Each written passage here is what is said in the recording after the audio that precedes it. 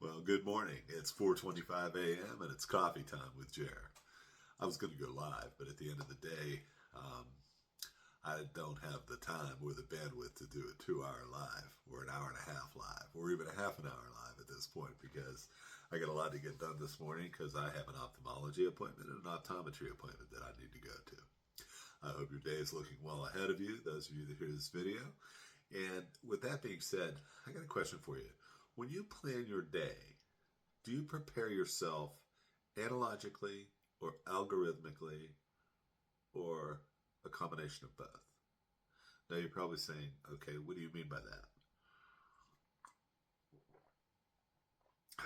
Love this. Well, see, analogically is I take a look at my to-do list. Like, here's my to-do list for today. Okay. Now, I put this together every night before I go to bed because, I don't want to wake up in the morning and start rooting through everything that I did in notes and business cards and things like that.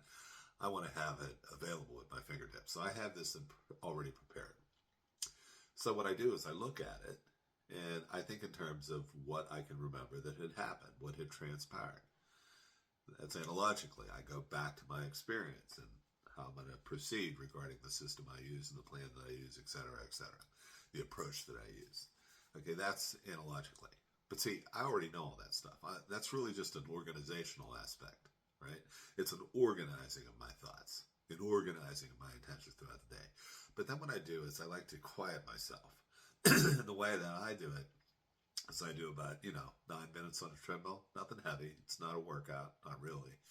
And that just gets my blood flowing. It gets me in the right space. And then I think about it algorithmically.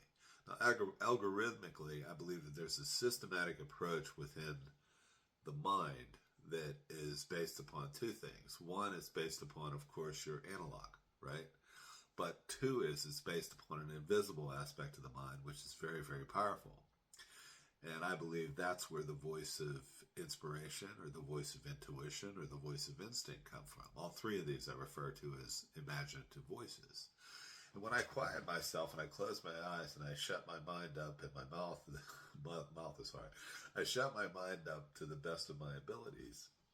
And I'm amazed at what flows through. But what's more important is I'm amazed at how I feel relevant to the end of that process.